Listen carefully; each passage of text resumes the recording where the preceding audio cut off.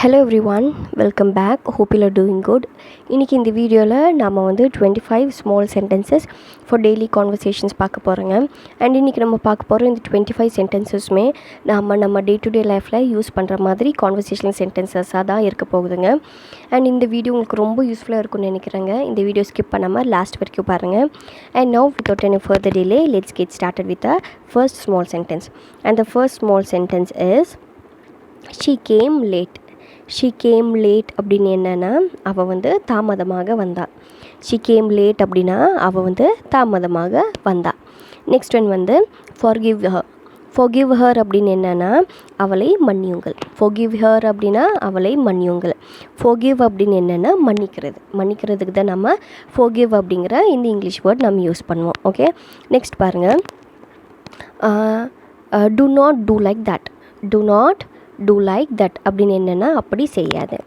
do not do like that அப்படின்னா அப்படி செய்யாது. நெக்ஸ்ட் வந்து throw the trash.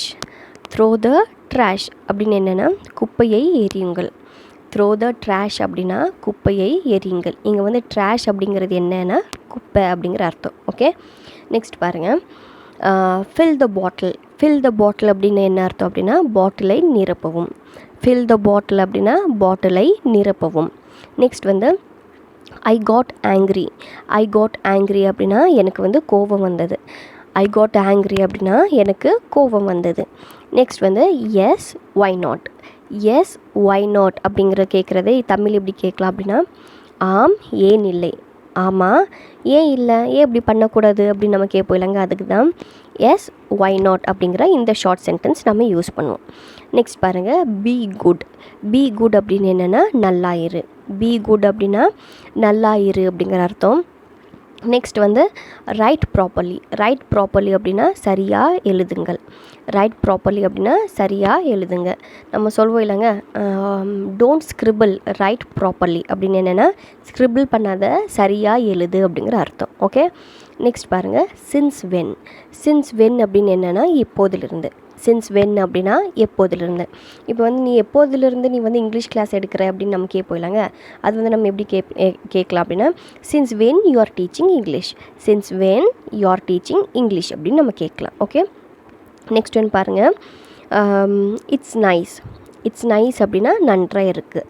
It's nice அப்படின்னா நன்றாக இருக்குது. ஹவுஸ் மை ட்ரெஸ் அப்படின்னா இட்ஸ் நைஸ், அது வந்து ட்ரெஸ் நல்லா இருக்குது அப்படிங்கிற அர்த்தம். ஓகே, நெக்ஸ்ட் பாருங்கள். Where is she. Where is she அப்படின்னா அவள் எங்கே.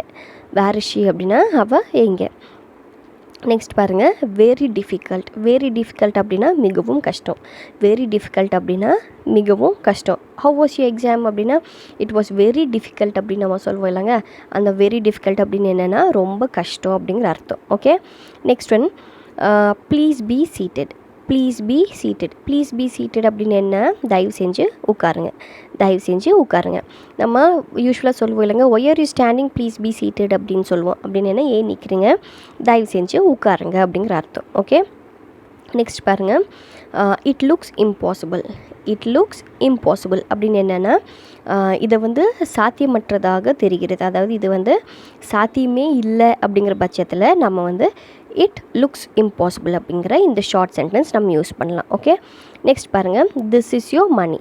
திஸ் இஸ் யோர் மணி அப்படின்னு என்னென்னா இது உங்கள் பணம்.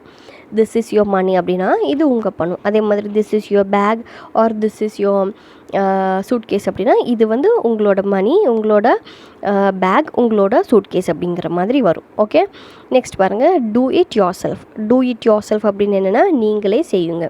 டூ இட் யோர் செல்ஃப் அப்படின்னா நீங்களே செய்யுங்க. Your homework should be done by yourself அப்படின்னு என்னென்னா உங்கள் ஹோம்ஒர்க் வந்து நீங்களே பண்ணணும் அப்படிங்கிற அர்த்தம். ஓகே, நெக்ஸ்ட் பாருங்கள். Time is up. Time is up அப்படின்னா நேரம் முடிந்து விட்டது. டைம் இஸ் அப் அப்படின்னா நேரம் முடிஞ்சாச்சு. இந்த டைம் இஸ் அப் அப்படிங்கிறத நம்ம ஒரு எக்ஸாம்லேயும் நம்ம வந்து கேட்டிருப்போம். லாஸ்ட் மினிட்ல அவங்க சொல்லுவாங்க அவ்வளோதான், டைம் முடிஞ்சு போச்சு, எல்லாத்தையும் எல்லா பேப்பர்ஸை தாங்க அப்படின்னு. ஸோ அந்த மாதிரி டைமில் டைம் முடிஞ்சிச்சு அப்படின்னு எப்படி சொல்லுவாங்க, time is up. Time is up. Okay, next பாருங்கள்.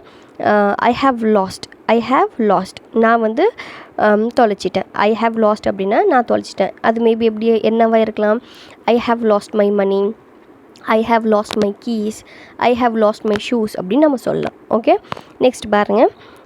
Don't turn on the TV. Don't turn on the TV அப்படின்னு என்னென்னா டிவியே ஆன் செய்யாது. இது வந்து டெய்லியுமே நம்ம கிட்ஸ் இருக்கிற எல்லா வீட்லேயும் நம்ம சொல்லுவோம், டிவி ஆன் பண்ணாத. அந்த டிவி ஆன் பண்ணாத அப்படிங்கிறத நம்ம எப்படி சொல்லலாம்? Don't turn on the TV. Don't turn on the TV. Next one என்னென்னா ரைட் ஹோம்ஒர்க். ரைட் ஹோம்ஒர்க் அப்படின்னா வீட்டு பாடம் எழுதுங்க. ரைட் ஹோம்ஒர்க் அப்படின்னா வீட்டு பாடம் எழுதுங்க. நெக்ஸ்ட் வந்து see here. see here அப்படின்னு என்னென்னா இங்கே பார்க்கவும். see here அப்படின்னா இங்கே பார்க்கவும். அண்ட் நெக்ஸ்ட் ஒன் என்னென்னா don't look around. Don't look around அப்படின்னா சுற்றி பார்க்காத. டோன்ட் லுக் அரவுண்ட் அப்படின்னா சுற்றி பார்க்காத. அண்ட் த லாஸ்ட் ஒன் என்னென்னா take out your books. Take out your books அப்படின்னு என்னென்னா உங்களோட புக்ஸை வெளியேடுங்க. உங்களோட புக்ஸை வெளியேடுங்க. இப்போ வந்து உங்களோட இங்கிலீஷ் புக்ஸை வெளியேடுங்க அப்படிங்கிறது எப்படி சொல்லலாம்? Take out your English books. Take out your English books அப்படின்னு நம்ம சொல்லாங்க. And that is all for today. இன்றைக்கி நம்ம பார்த்த இந்த 25 ஸ்மால் சென்டென்சஸ்மே உங்களுக்கு ரொம்ப ரொம்ப யூஸ்ஃபுல்லாக இருந்திருக்குன்னு நினைக்கிறேங்க.